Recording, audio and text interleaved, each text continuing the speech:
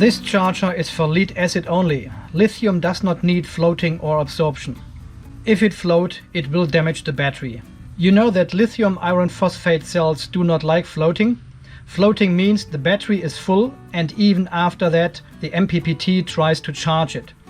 It is overcharging and will damage your lithium iron phosphate battery. In the settings, change battery type to lithium. Lithium batteries don't need float stage. Okay guys, welcome back to the Off-Grid Garage here. Some of your comments to the last video and the videos before I made in regards to float settings or charger settings in general. There's always a frog. There is no rain coming. Forget it.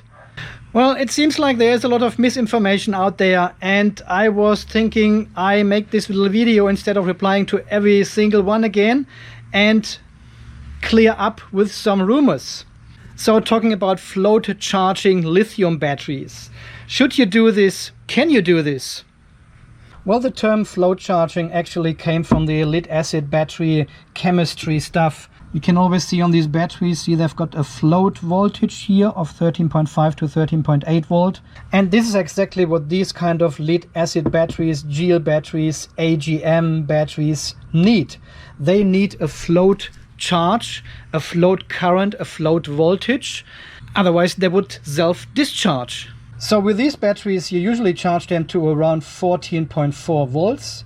And then the charger switches to float charging and lowers the voltage to 13.8 volt.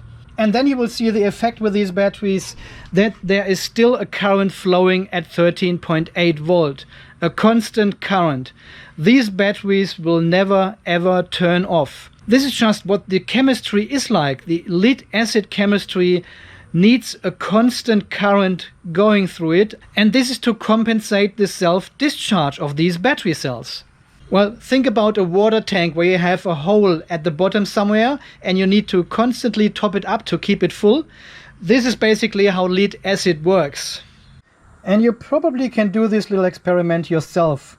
Charge a lead acid batteries to 13.7 volt in float charge and then turn off the charger. Measure the voltage and you will see the voltage is dropping immediately with these batteries. They cannot hold the voltage. They need a constant voltage and current going through these lead acid batteries to keep them on the state of charge. Otherwise they will lose charge immediately. And do the same test with lithium batteries. You take the charger away, the lithium battery will just stay at the voltage level it is. It will not discharge itself.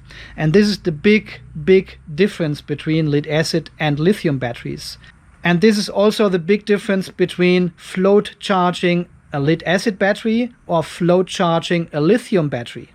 Lithium batteries, regardless lithium ion or lithium iron phosphate batteries, are different.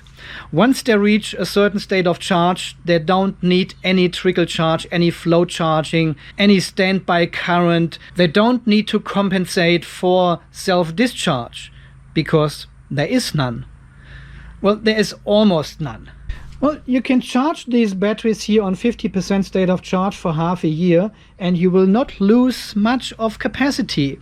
This is not much. Well, the lead acid would be totally dead after half a year. And guys, this is pretty much how all charge controllers work. They all have the absorption, the equalization and the float charge settings set up.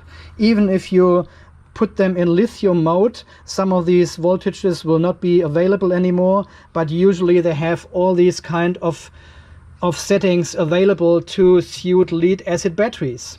And the big question is now, how do you set these settings correctly for lithium batteries? I haven't tried the EP ever yet, but a lot of people have left comments under my videos that these ones are really good, and this is the one which will go with our solar gate project. Fortunately, I've got this Victron charge controller now. It has arrived yesterday and I could compare the settings in this one to the JNGE charge controller. And well, let me tell you that this one works like a charm. This one not so much, with the same settings. Okay, here's what I found.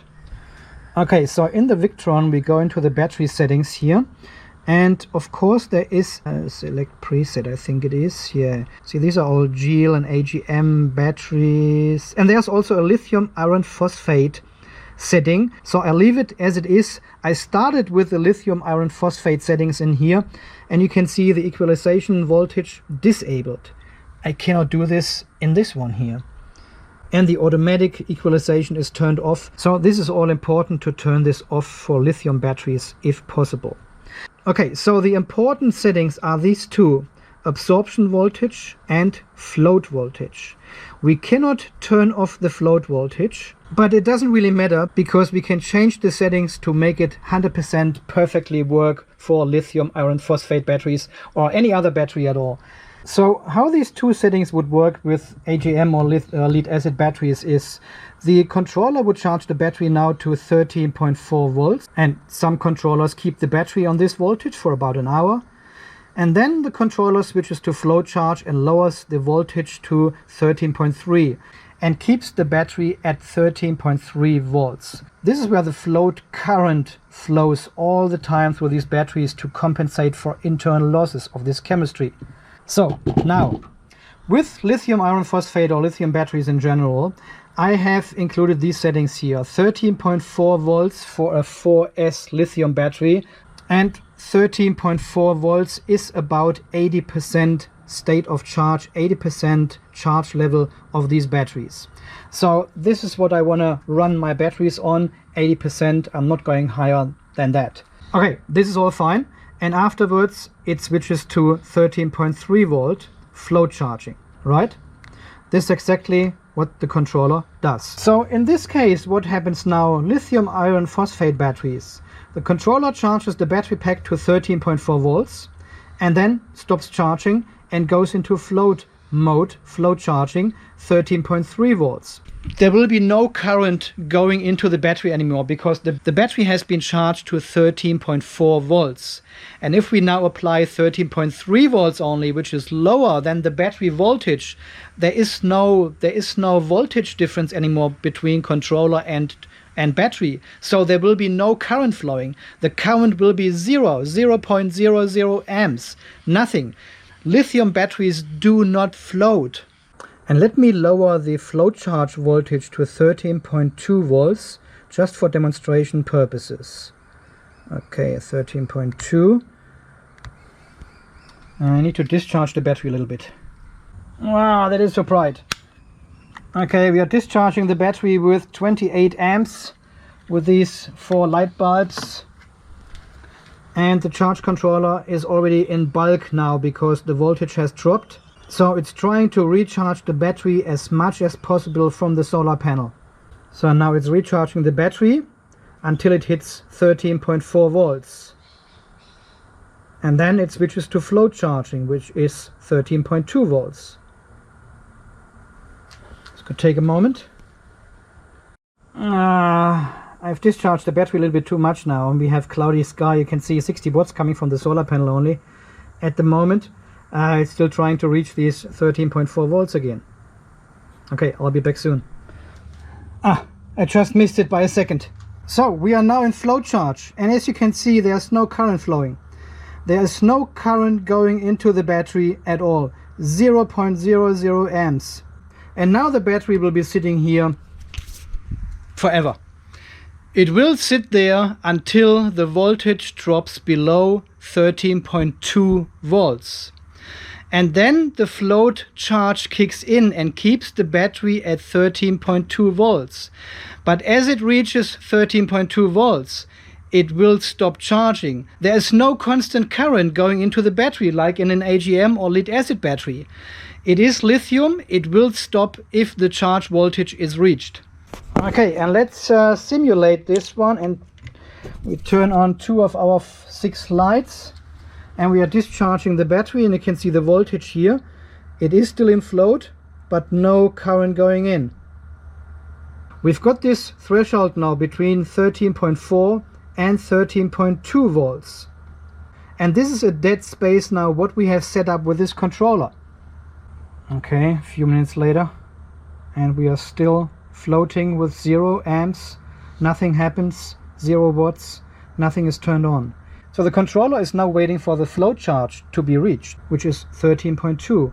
And we will see a little bit of current going in right when we hit 13.2 or a little bit under. That's 13.2 right now. 13.19.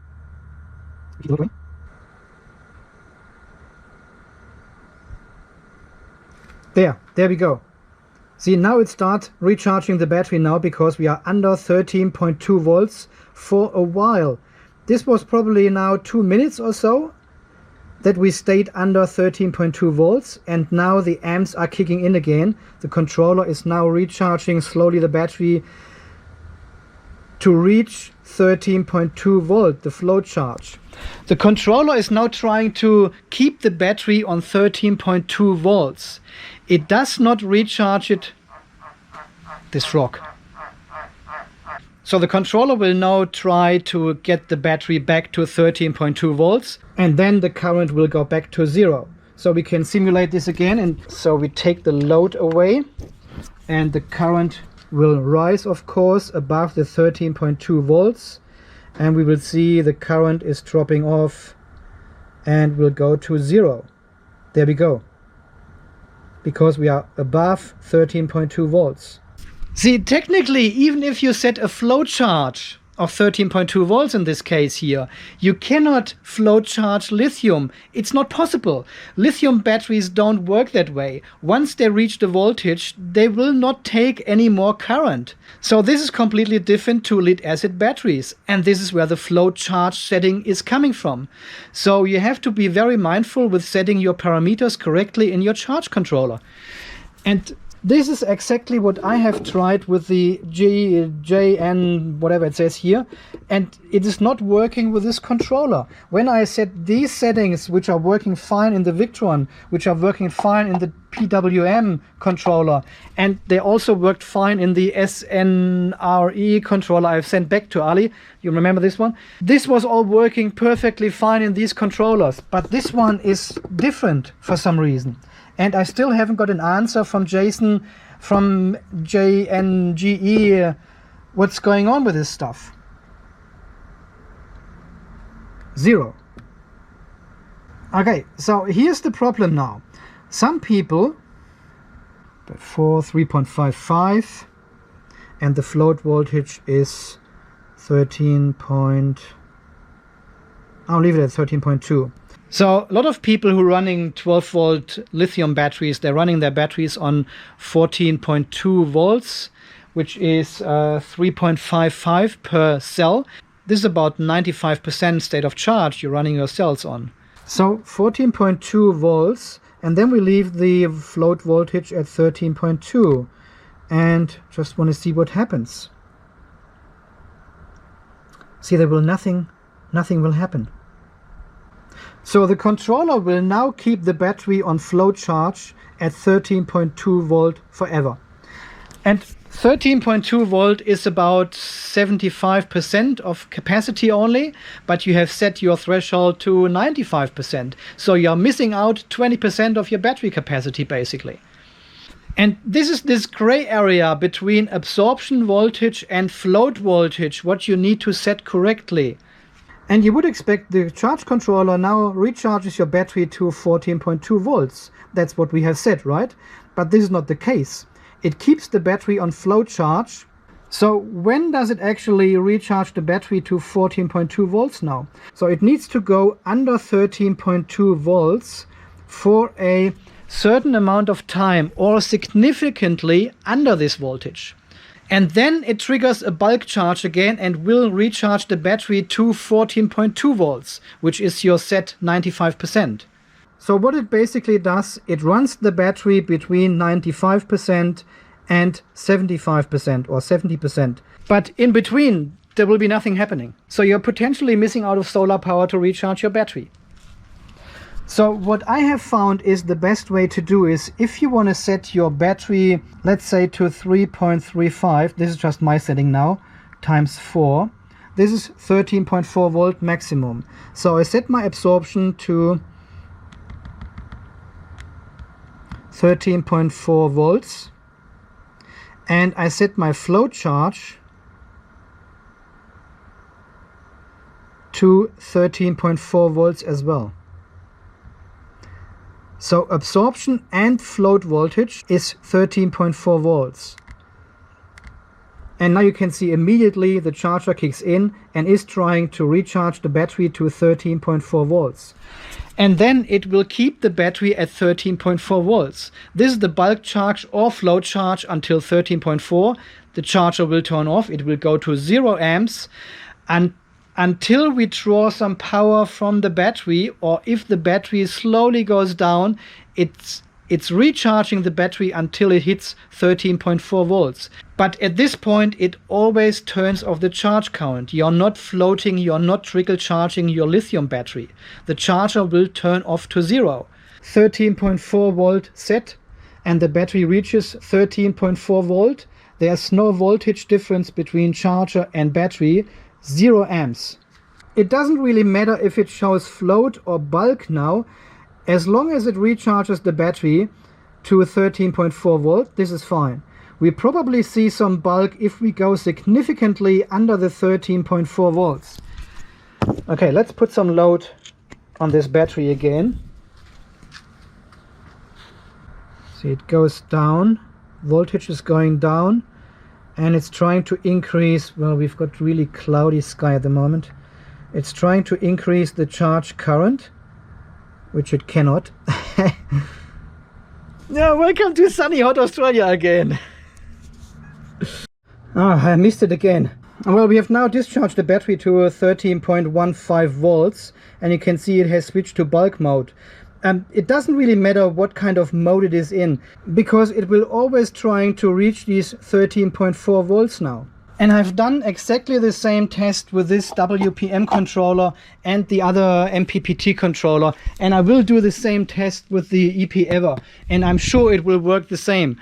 All the controllers I have tested so far worked that way. When I set the floating, this light. When I set the float voltage the same as the absorption voltage or very close together, it'll work. The controller will keep the battery at the set voltage all the time. As soon as you put some load on it, it starts recharging from solar, if there is solar. So you never miss out of this precious energy from the sun. But if you have these two voltages apart, it will always wait until it hits the lower voltage before the charger kicks in and recharges the battery. And you potentially, if you have a small load on your battery only, you potentially will drop your battery to a lower level, and then the sun has set and there's no chance to recharge. So it is always better to recharge immediately the battery drops just a little bit. Keep it on this constant level if possible. I have also seen people turning off their float charge voltage altogether by setting it to a very low limit, which the battery usually doesn't reach, like 12 volts. And well, then what happens is the charge controller charges the battery to 13.4 volts, turns off the charging, and then it will wait until the battery goes down to 12 volt. I have tested exactly this morning, and the battery was charged to 13.4 volts. I turned on my light bulbs here to discharge the battery, and the charger never kicked in. We had pure sunshine outside, so the energy for the light bulbs could have been coming from the solar energy straight away, but the charger did not kick in because it sets it to a 12 volt float charge. And if you are not going under this float charge setting, the charger will not turn on anymore. So I think this may be dependent on what kind of controller you are using. Alright guys, this is all fairly technical, but this is so far what I could find out with different charge controllers here. So technically you cannot float charge your lithium batteries. It's not possible. So whenever people tell you you should not float charge your batteries, well, you can't. You cannot float charge your batteries. You just need to make the right configuration in your charge controller, and there will be no float charging current. This type of battery chemistry will stop charging once it reaches the level, while the old lead acid technology will still keep charging at the set voltage. This is to compensate for the losses this chemistry has. We don't have this in lithium batteries. Okay guys, I think this video will now trigger a ton of comments down below. Let me know what you think about these flow charging settings in charge controllers. As always, thank you very much for all your support and all your comments. And we shall see us again in the next video coming soon. I'm actually filming the other video already, so see you very soon. Bye bye. So if you want to do some testing with your configuration and share all this information down below, a lot of people are asking for the right settings for certain charge controllers. And I don't have all the charge controllers, but we all have them. But I think we all can share this information here and help each other out. Thanks guys.